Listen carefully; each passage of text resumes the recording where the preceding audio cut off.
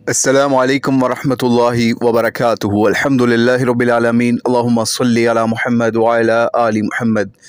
मिर्ज़ा साहब का एक क्लिप हमारी नज़र से गुज़रा और एक भाई ने भी हमें शेयर किया जो कि इंजीनियर साहब के बहुत करीबी रह चुके हैं, और बल्कि इतना करीबी रह चुके हैं कि वो इंजीनियर साहब की सीट पे भी बैठते रहे हैं, इतना करीबी रह चुके हैं। ठीक है, लेकिन हम उनका नाम नहीं बताएंगे क्योंकि उनकी तरफ से हमें इस चीज़ की इजाज़त नहीं है, और उन्होंने ही हमसे ये रिक्वेस्ट की कि आप इस हवाले से कुछ बात रिकॉर्ड करवाएं।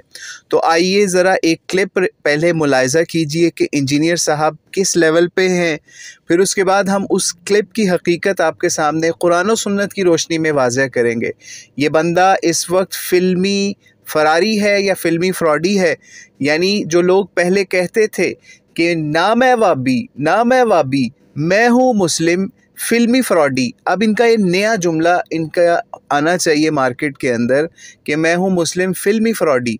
तो इन्होंने फ़िल्म के ज़रिए से कैसे मुसलमान उम्मत के साथ फ्रॉड करने की कोशिश की, आइए पहले क्लिप देखिए, फिर हम कुरान और सुन्नत की रोशनी के अंदर इनकी इस जहालत का पोस्टमार्टम करेंगे। सलाहुद्दीन अय्यूबी के ऊपर एक फिल्म बनाई गई थी, तो उससे भी आके एक उस वक्त का आप समझ लें मोटिवेशनल स्पीकर लड़ता आके कि हज़रत साहब ये क्या, आप तो मौत से घबरा गए, दुश्मन से घबरा गए और वक्ती तौर पे आपने जंग रोक ली है, पोस्टपोन कर दी। तो क्यों नहीं की उनसे जंग? क्यों नहीं? खुदा हमारे साथ है, हरगिज़ उनके साथ नहीं, और फतह व शिकस्त खुदा ही के हाथ में। तो वो फिर उसे समझाते हैं कि भाई मैंने फौज को प्यासा मारना है, मैंने अपने पूरे रिसोर्सेज को मैनेज करना है, उसके बाद मैं अपनी फौज को उतारूंगा। फतह व शिकस्त बिला शुबा खुदा ही के हाथ में है, लेकिन लश्करी इंतजामात, तादाद और मुजाहिदीन की सेहत के साथ साथ पानी भी तो अहमियत रखते हैं, और अगर कुमक न हो तो दुश्मन का मुहासरा भी नहीं किया जा सकता। क्या आपको पता है इससे पहले कितनी जंगों में खुदा के होते हुए हार गए हम, और ये इसलिए कि इस्तेमाल तक कर चुके थे अपने जहनों का हम। और ये जो पहले शिकस्त मुसलमानों को होती नहीं है और बैतुल मक़दिस हमारे हाथों से निकल गया, इसी वजह से निकला था। सिर्फ अल्लाह के ऊपर तवक्कुल करना काफी नहीं है, आपने अपने रिसोर्सेज को मैनेज करना है। खुदा की मदद नहीं थी, इसलिए कि गुनहगार थे हम लोग। असबाब के बगैर कभी खुदा की मदद नहीं मिलती। लेकिन क्योंकि सलाहुद्दीन अय्यूबी के साथ इंजीनियर लिखा हुआ, उसके खिलाफ कोई क्लिप नहीं आता, वरना ये बातें जो अकल पे मबनी मैं करता हूं कि जब तक आप साइंस और टेक्नोलॉजी में आगे नहीं जाते, आप नॉन मुस्लिम्स का मुकाबला नहीं कर सकते। शुरू से हर वो समझदार बंदा करता है जो वाकई मैदान अमल में उतरा है, जिसने सिर्फ वीडियो बनानी है, रील्स बनाने हैं, डॉलर छापने हैं, और आपको मीठी नींद सुनाना है, इस किस्म की बातें सुना के प्रैक्टिकली कुछ नहीं करना। जी, तो क्लिप आपने मुलाहिज़ा कर लिया। इस क्लिप को हम 3 हिसाब से या 3 स्टेप्स के अंदर आपके सामने पेश करेंगे। नंबर 1, रेफरेंस जो इन्होंने यूज़ किया जिस मूवी का, उसके हवाले से उसकी हकीकत पे बात करेंगे।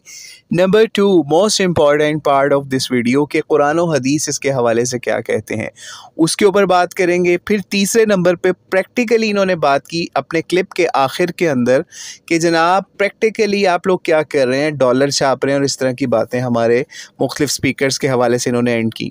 इन 3 लेवल्स के ऊपर बात करेंगे। पहले लेवल के ऊपर चलते हैं, रेफरेंस ऑफ वीडियो, यानी जो वीडियो का रेफरेंस इन्होंने अपनी जहालत को सपोर्ट करने के लिए जो जहालतें पिछले दिनों फ़लस्तीन और इसराइल मामले के ऊपर पेश करते रहे हैं, और मुख्तलिफ जो हमारे दाई हैं उनको बैश करते रहे हैं, और इवन मुसलमानों की स्ट्रगल के ख़िलाफ़ जो है इसराइल को हाफिज़उल्लाह या उनकी आयरन डोम टेक्नोलॉजी को हाफिज़उल्लाह भी कहते रहे हैं, उसके रेफरेंस में इन्होंने ये वीडियो इस वक्त यूज़ की कि जनाब सलाहुद्दीन भी इसी बात का कायल था जिस बात का मैं कायल हूँ, सिर्फ फ़र्क ये है वो जनाब उसके नाम के साथ इंजीनियर नहीं लगा हुआ, वरना उसके ख़िलाफ़ भी लोग क्लिप बनाते। तो इंजीनियर साहब जो वीडियो आपने यूज़ की, जिसका ये डायलॉग आपने कॉपी किया या यूज़ किया, ये दरअसल एक काफिर की मूवी है जिसका नाम विलियम मोनाहन था, राइटर है 2005 का। ठीक है, उसने ये राइट किया इसका सारा स्क्रिप्ट, और जो इसको डायरेक्ट या प्रोड्यूस किया रिडली स्कॉट ने। इन दोनों बंदों ने जब ये मूवी बनाई, और उसके अंदर कोई बंदा मुसलमानों की हिस्ट्री से, तारीख से ये वाले डायलॉग जो इस मूवी के अंदर यूज़ किए गए हैं सलाहुद्दीन की तरफ निस्बत करके वो साबित नहीं कर सकता। नंबर 1, खैर मिर्ज़ा साहब के लिए तो गोरे की अदालत जो है वो मुसलमानों से ज़्यादा है ना, यानी गोरे की अदालत के ऊपर मिर्ज़ा साहब पहले भी कई वीडियोज़ के अंदर अंधा बिलीव कर चुके हैं, और उसका दाई भी है ये बंदा कि गोरे की अदालत में मेरा मुकदमा ले जाएं। तो आपको हम इस हवाले से गोरे की ही इसी फिल्म के अंदर से ही हम एक क्लिप और दिखाते हैं, जिससे आपको पता चल जाएगा इस क्लिप के इस मूवी के अंदर दरअसल मुसलमानों की हिस्ट्री को डिस्ट्रॉय करने की कोशिश की गई है। किस तरीके से डिस्ट्रॉय करने की कोशिश की गई है कि इस क्लिप को पहले आप देख लीजिए, फिर हम उसके ऊपर बात करते हैं।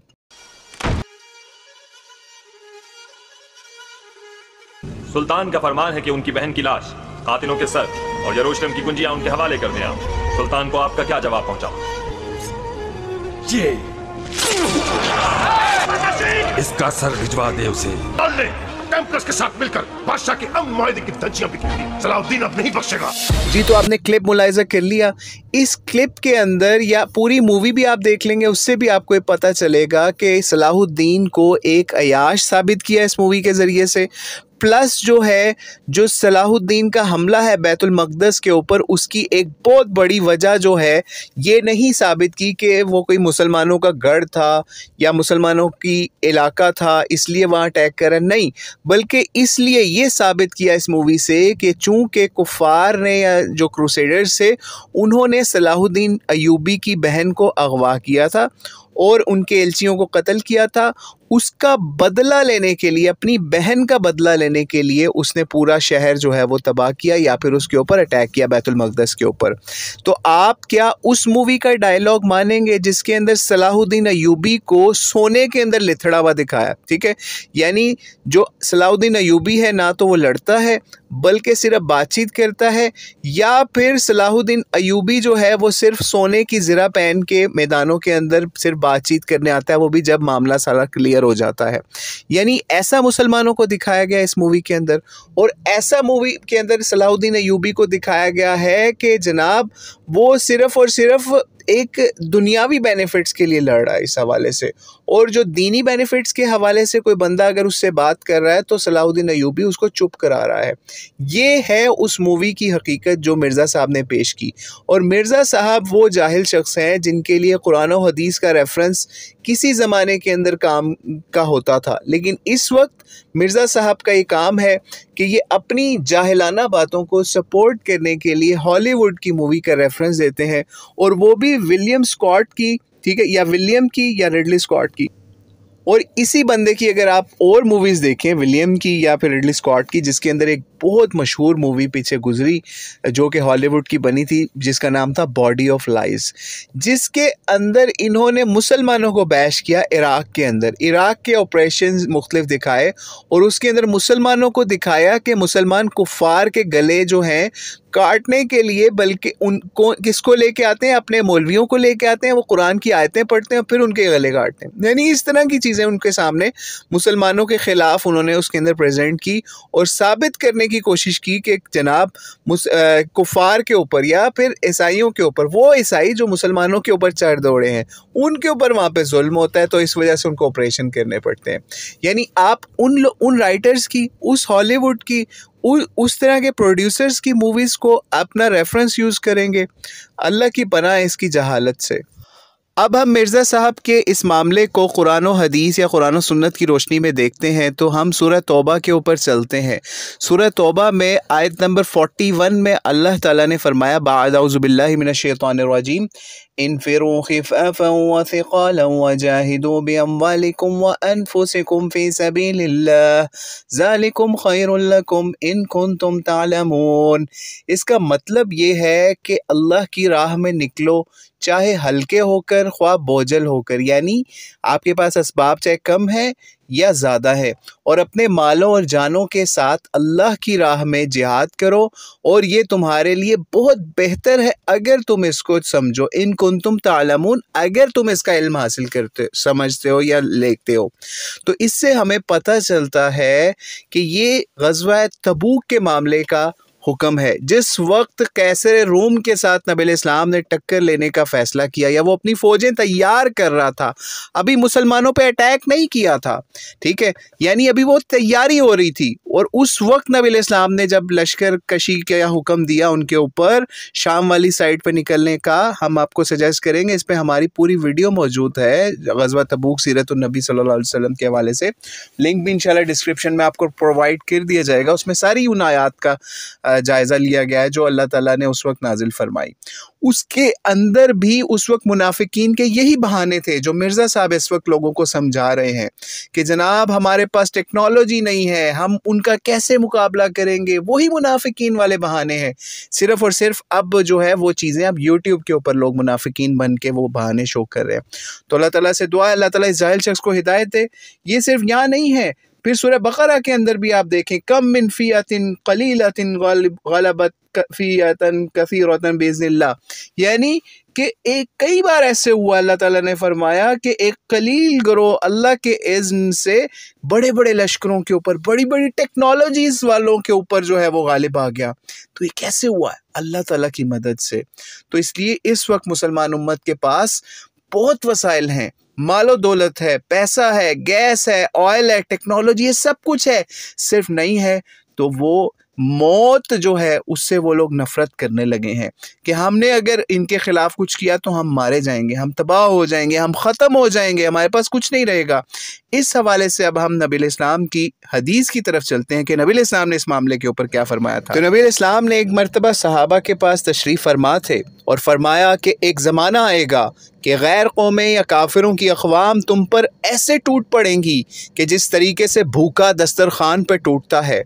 तो सहाबा ने उसके ऊपर अर्ज़ किया कि क्या इस रोज़ हमारी तादाद कम होगी या इस वजह से, कम तादाद की वजह से ऐसा होगा? तो नबी इस्लाम ने फरमाया नहीं, बल्कि इस रोज़ तुम ज़्यादा होगे, बल्कि तुम सैलाब की झाग की तरह होगे।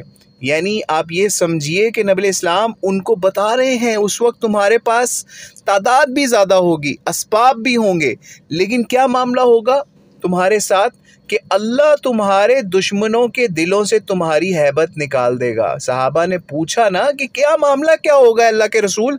तो अल्लाह के रसूल ने फरमाया कि अल्लाह तुम्हारे दुश्मनों के दिलों से तुम्हारी हैबत या तुम्हारा डर खौफ निकाल देगा, और तुम्हारे दिलों में क्या बीमारी आएगी जो अल्लाह तुम्हारे दिलों में डालेगा? तुम्हारे दिलों में वहन डाल देगा। और वहन के हवाले से नबी इस्लाम से सहाबा ने पूछा कि क्या है ये वहन? तो फिर नबी इस्लाम ने उसके ऊपर फरमाया हुब्बुद्दुनिया व कराहियतुल मौत, यानी मतलब ये है कि दुनिया से मोहब्बत और मौत से नफ़रत।